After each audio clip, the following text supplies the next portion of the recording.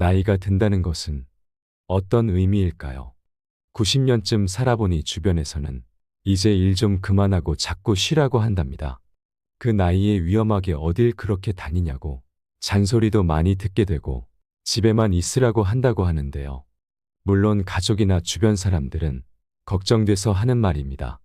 그러나 그것은 그들의 걱정일 뿐, 90 먹은 노인도 충분히 자신의 의지대로 일도 할 수 있고, 책도 쓸 수 있고, 운동도 할 수 있고, 몸만 받쳐준다면 무엇이든 하고 싶지, 집에서만 시간을 보내고 싶어 하지 않습니다. 우리는 노인이 되어서도 쉬지 않고 일만 하면 일벌레다, 일 중독이다, 이렇게 말합니다. 정신과 의사인 이근우 박사님 이야기입니다. 일요일에도 자주 사무실에 나가고는 한다는데요. 그러면 사람들이 제발 집에서 쉬라고 한답니다. 그래서 일요일에도 사무실에 나가는 이유가 무엇이냐고 물어보니 집에 있으면 텔레비전밖에 볼 것이 없어서 그렇다는 대답이 돌아옵니다. 나이가 들고 보니 시력도 나빠져 텔레비전도 선명하게 보이질 않는다고 합니다. 또한 난청까지 생겨 텔레비전 소리도 깨끗하게 잘 안 들린다고 합니다. 그러니 나이가 들어도 생산성 있는 일을 할 수 있다는 게 얼마나 고마운 일이냐는 것이죠. 노후 생활에 활력을 불어넣어 준다고 합니다. 그리고 이렇게 말합니다. 절대로 노인들에게 집에서 이제는 좀 쉬라는 말을 하면 안 된다고 말입니다. 자꾸 쉬라고 하는 것은 침대에서 얼마 있다가 그냥 죽으라는 말과 같다고 말입니다. 죽음이라는 것은 인간이 가지고 있는 기본적인 불안이라고 말합니다. 사람은 예외 없이 누구든지 죽음 앞에 평등하기 때문에 우리 누구라도 예외는 없습니다. 나이가 젊다면 살 날이 길게 남았으니 그것은 나와는 상관없는 얘기라고 치부할 수 있습니다. 죽음에 대한 불안은 젊은이든 노인이든 같을 수 있지만 어떻게 인식하느냐 하는 것은 나이에 따라 다릅니다. 90세가 되어보면 젊어서는 눌러지고 생각나지 않던 것들이 조금이라도 머릿속에 공간이 있으면 툭 하고 튀어나온다고 합니다. 그러다 다른 생각을 하거나 다른 일에 집중하게 되면 그러한 불안의 마음이 다시 주저앉는다고 합니다. 심심하면 죽음이란 불안이 자꾸 밀고 올라오는 것입니다. 가족분들 중에 노인을 모시고 사시는 분들이 계실 겁니다. 혼자서 걸어 다니시고 활동이 가능하신 경우라면 절대로 집에서 그냥 쉬라는 말씀은 도움이 안 된다고 합니다. 부모님이 지금 자리에 누워 계시다면 앉아보시도록 권하세요. 앉아 계시다면 서 있어 보라고 권하세요. 서 있는 사람은 걸어보라고 권하세요. 걷는 사람은 뛰어보라고 권하세요. 그럼에도 불구하고 할 수 없다고 할지라도 한 단계만은 내가 노력을 한다면 앉아있는 흉내라도 낼 수 있을 겁니다. 그것이 지금 자리에 누워있는 것보다 자신의 생산성을 높이는 최고의 방법입니다. 여러분들 중에 연세가 좀 있으신 분들에게는 조금이라도 더 움직이시라고 말씀드리겠습니다. 움직이면 감각을 놓치지 않게 되고 주변을 감상도 하시고 돈 없이도 할 수 있는 봉사거리도 정말 많습니다. 우리가 걸어가다가 만나는 이웃에게 건네는 반가운 인사말 한마디도 봉사라고 할 수 있습니다.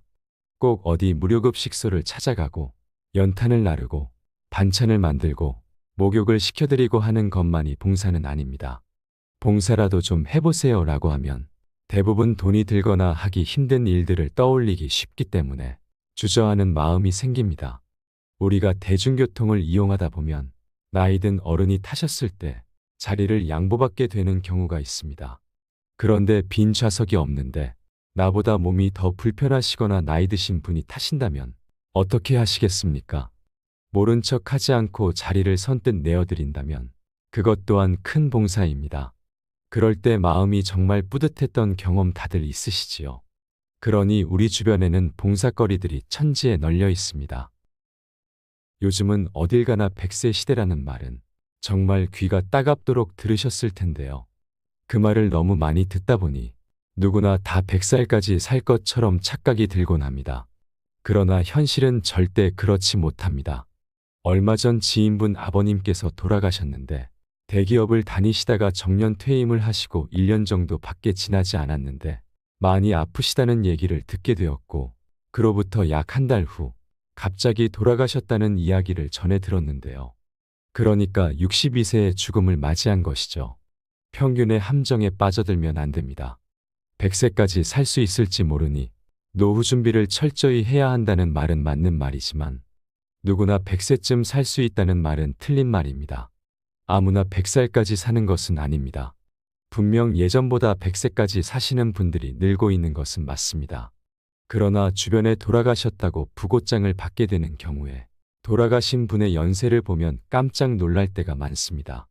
60대나 70대도 생각보다 엄청 많다는 겁니다. 여러분들은 한번 가만히 생각해 보세요. 인생을 살면서 어느 때가 가장 행복하셨나요? 누군가는 결혼하고 전세나 월세집을 전전하다 처음으로 내 집을 장만하고 이사를 한 첫날 마루나 거실에 누워서 행복감에 기뻐서 울다가 그날 밤을 꼴딱 샜다는 분들도 계실 수 있고, 첫 아이를 임신했을 때, 처음으로 엄마 아빠가 되었을 때, 첫 아이가 건강하게 태어난 순간 등이 떠오르실 수도 있습니다. 누구나 다 다른 이유로 다른 상황을 떠올리시겠지만 정답이 있는 문제라면 정답은 바로 지금 이 순간입니다. 여러분이 처해 있는 바로 이 순간이 청춘이라고 말할 수 있습니다. 아이고, 내 나이가 몇인데 청춘이란 말인가? 이렇게 생각하시는 분들도 계실 겁니다.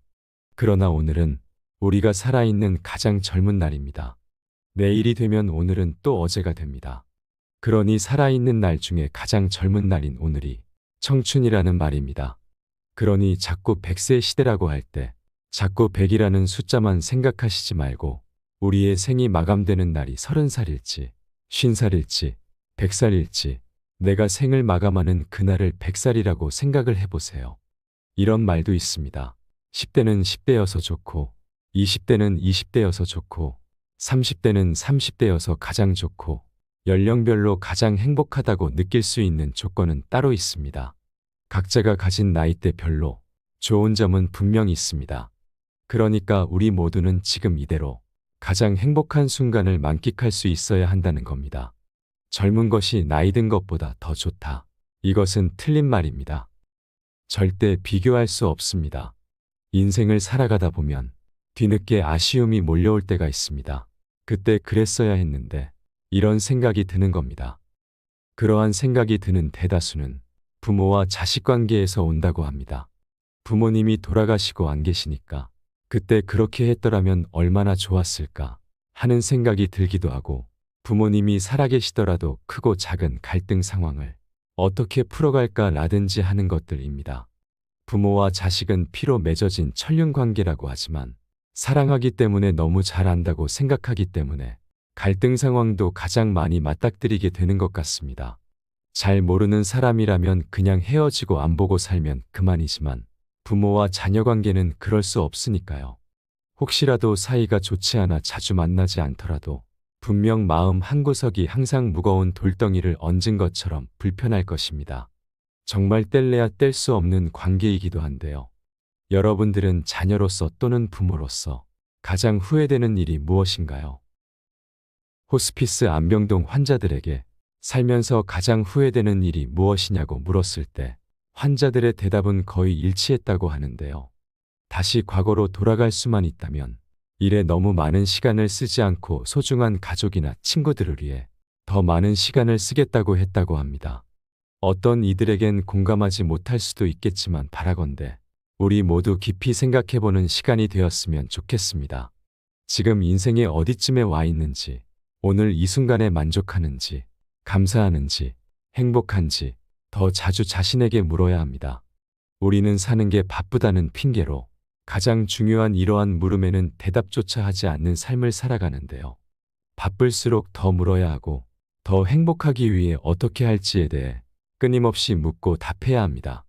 우리는 아직 어리다면 빨리 어른이 되고 싶다고 하고, 어른이 되면 취업하고 싶어 하고, 취업하면 은퇴하고 싶어 하고, 은퇴하면 무엇을 위해 이토록 치열하게 살아왔는지 자신의 삶을 허무해하며 아무런 행복도 쟁취하지 못했음을 뒤늦게 깨닫습니다.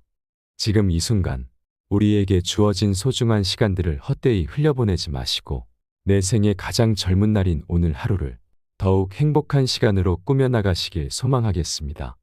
거창하지는 않더라도 버킷리스트를 한번 써보고 실천해보는 재미를 누려보는 것은 어떨까요? 어떠한 삶이든 여러분 한 분 한 분의 인생은 그 무엇보다 소중합니다. 귀한 여러분의 멋진 하루를 응원하겠습니다. 시니어를 위한 모든 것. 시니어 톡톡이었습니다. 더 유익한 내용으로 찾아오겠습니다. 오늘 내용이 도움이 되셨다면 구독과 좋아요 부탁드립니다. 감사합니다.